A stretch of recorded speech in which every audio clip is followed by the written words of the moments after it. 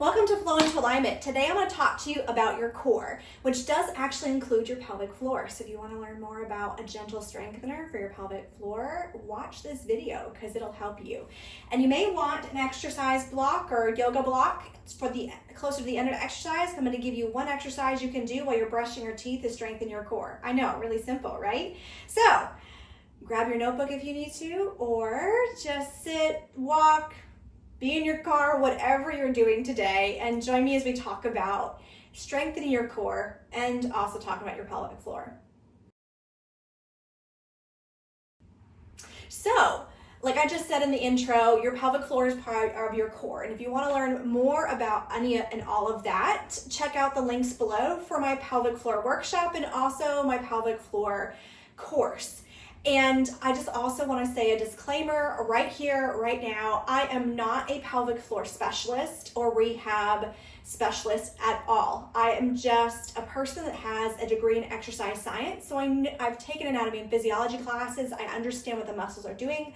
Plus, I have an amazing yoga instructor and mentor, and she's helped me understand more and more about my pelvic floor and the exercises that can be done to both easily strengthen it and then also gently release it. Because just like any of your other muscles, your pelvic floor muscles can and will get tight, just like the other muscles in your body. So to know how to gently release those muscles is very helpful.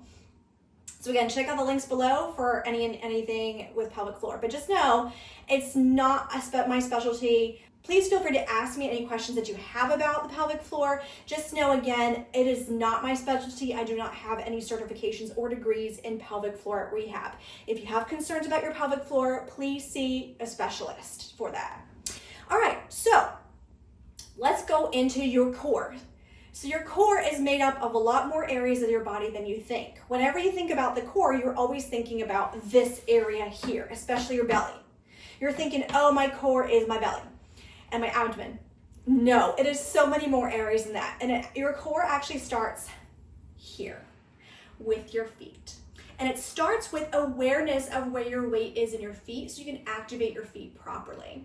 So you need to build up what we in the science community call, and the health community call, proprioception. That's just a fancy word for knowing where your limbs are in space and your brain being able to feel and know where your limbs are in space. So when you're standing on your feet, or even if you're sitting, wherever you're at, you're walking, you're sitting, you're standing, I just want you to take a moment and just think, do you actually feel your feet?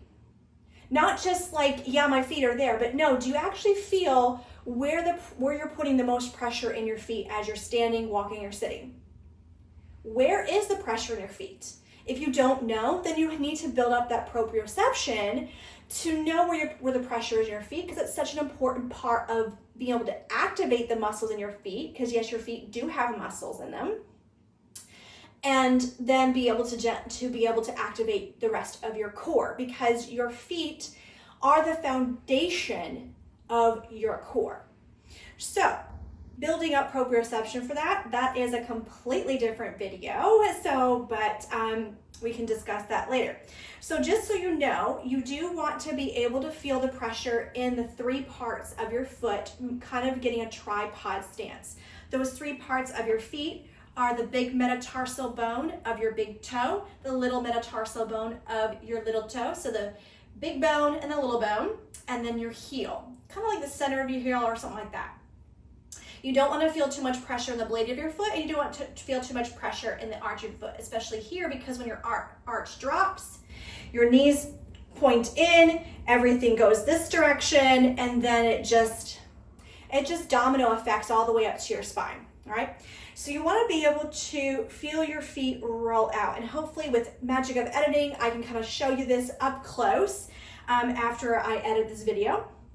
So you might not realize, but you may be walking in what's called a pronating position.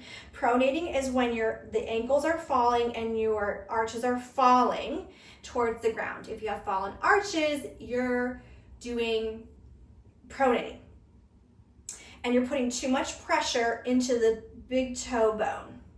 What you need to do is you need to pull up through your ankle, up through your arch, and bring some of your weight to your little toe. And hopefully, again, with the magic of editing, you can see that. So again, you might feel that roll in and you just lift up and push weight into your baby toe. You may also feel too much weight in your heels.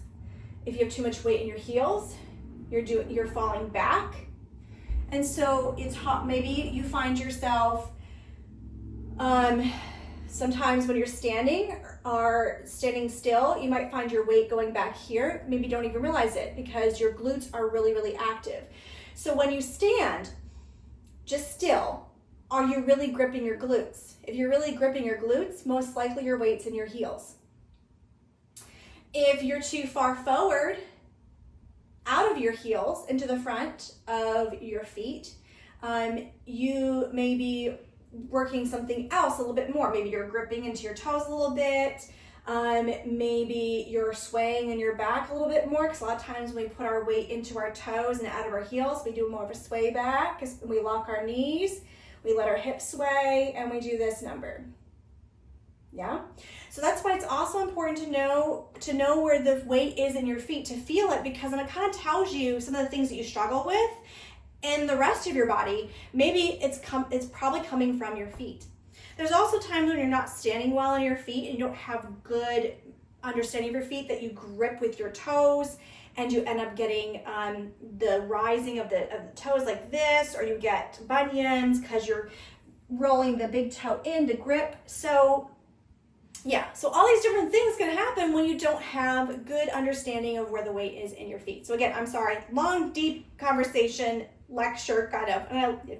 If you know me at all of my classes, I love to kind of lecture and go deep dive into things. So anyway, back to the feet.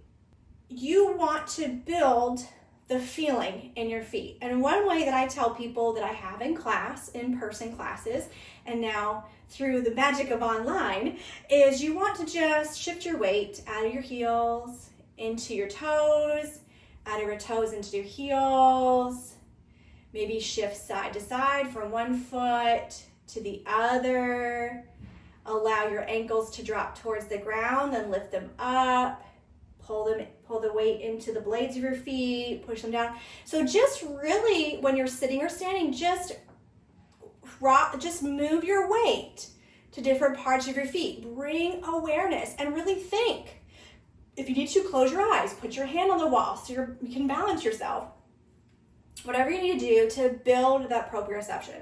So, okay, now that we've talked endlessly about the feet, but the feet are so important. That's why I talk about it so much. Oh my goodness. All right. Because the feet are the foundation, absolute foundation. If you do not have strong feet, your core will not be as strong as you want it to be. It'll be strong, but not as strong as you want it to be. So now that we've talked about good, strong feet, you want to feel the weight placement. Big toe knuckle, little toe knuckle, heel. Sometimes I'll splay my toes too, and then gently place them down. So I have nice spread out toes. I'm not letting them to crunch or like kind of come in or grip or anything. So splaying them up, even doing that kind of exercise is really helpful. And it also helps me really feel my metatarsal area, the balls of my feet, really help me focus in on that area. So I absolutely know that my weight's there, just to help my brain. All right, so the next area of your core is your legs. And you may be surprised again about that, but if you are following kind of on the logic, that's the next step, because you go from your feet to your legs. So your inner parts of your legs are part of your core, not the outer parts of your legs. You are going to be using, and I'll talk about that in a second, you are using a little bit of your external glutes over here, a little bit, but you're not gripping your glutes. If you're gripping your glutes, you are not allowing your core to do its job. Your legs, especially your inner thighs. You want your inner thighs strong, because what that will do is it will help also stabilize these muscles, which tend to get tight a lot of times in our life. These muscles get tight, your IT band gets tight, the sides of your hips get tight. And if that is the case for you, most likely your inner thighs are weak. And a lot of times we walk around life and don't even realize it. When our inner thighs are strong, it helps us have a good, strong stride. It helps us be able to put good pressure and weight into our feet as well. So you want strong inner thighs. The next point is your pelvic floor. So your pelvic floor, and again, if you want to see pictures of your pelvic floor, where it's located, how it's attached to all the bone structure and everything, make sure to go to the pelvic floor workshop I have, because I show all the pictures, I talk into all about that. I even talk about how your breath helps your pelvic floor. So yeah, and like how to use your pelvic floor right, how to like activate your pelvic floor muscles correctly, you know, not gripping them. Anyway, I'm not going to go into that because that is for the workshop. Check out the links below. So your pelvic floor. It kind of sits about right like a little bit lower than where your hip bones are. So if you feel your hip bones, and about where your pubic bone is, okay? And then you have your glutes, your side glutes. I think these are glute medius. If it's not, someone will correct me in the comments, which is fine because I don't always remember exactly what all the muscles are called. So a little bit of activation of your side glutes, your pelvic floor, and then of course your abdominal muscles, which include your obliques. So a little bit of oblique work is happening, but you have activation especially of your deep inner abdominal muscles. A lot of times in life, when we work on our abdominal muscles, we are extremely focused on our superficial abdominal muscles, which are the rectus abdominis. They're those muscles that make the six packs that a lot of people desire. And if you're wanting to know a really simple 10-minute abdominal exercises that you can do, check out the other videos I have, and you'll see a quick 10-minute abdominal exercise that really targets the deep abdominal muscles, which is your your transverse abdominis. I'm sorry. So your rectus abdominis are the superficial muscles creating a six-pack. Your transverse abdominis are the muscles that run underneath, and they are the corset muscles. So they attach back here at the spine, and then with connective tissue here at the front. So that the deep abdominal muscles are the muscles that you want to really activate because they are the strength. So your rectus abdominis muscles, your superficial abdominal muscles, should be your stabilizers, not your primary movers for your core, your stabilizers. Same thing with the major glute muscles.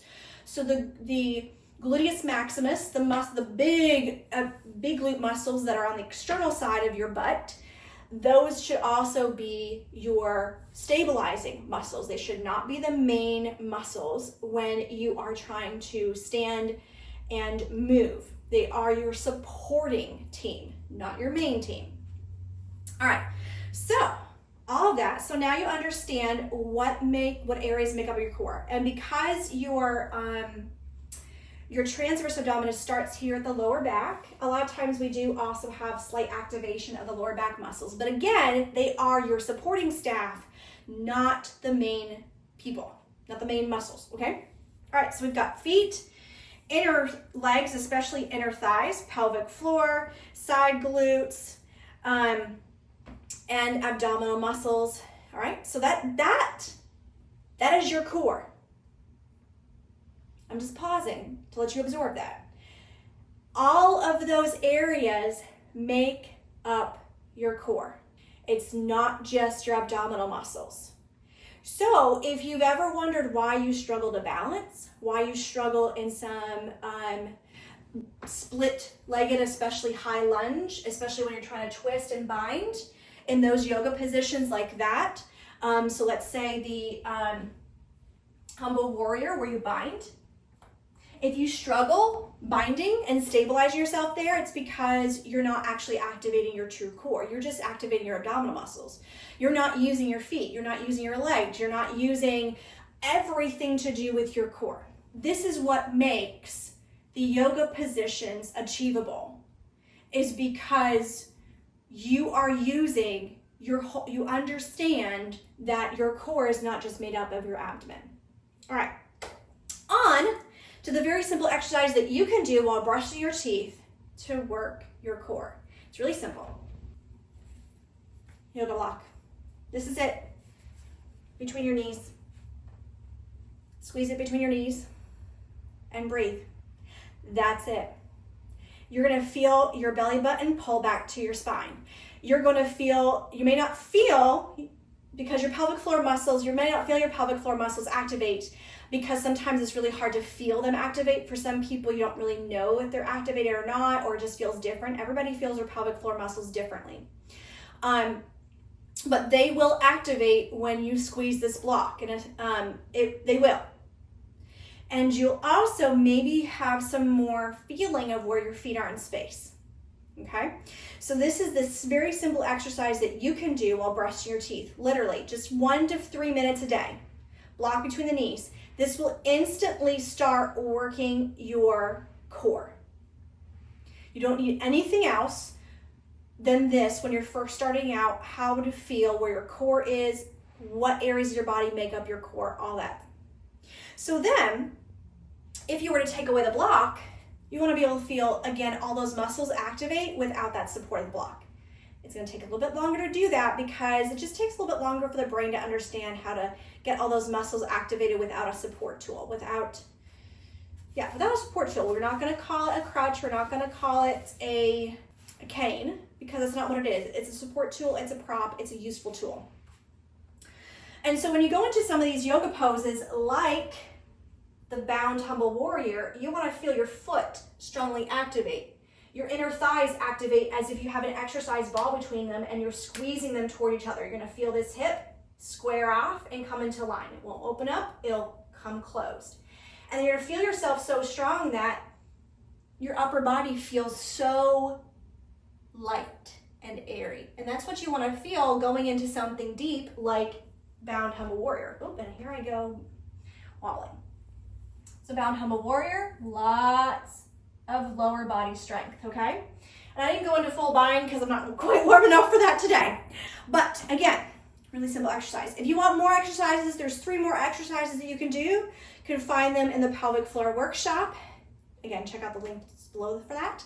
I hope this video was really helpful for you in understanding how to work, what is your core, and a simple exercise that you can do every day to help build up your core. What this will also help with is your stride. When you're walking and you really know how to press into your feet and work your legs, it'll help you when you walk.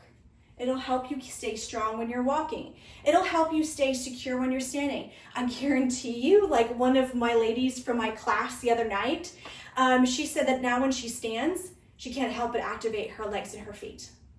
It just becomes second nature, and that's what you want it to become, a second nature to be able to stand and activate your muscles without even thinking.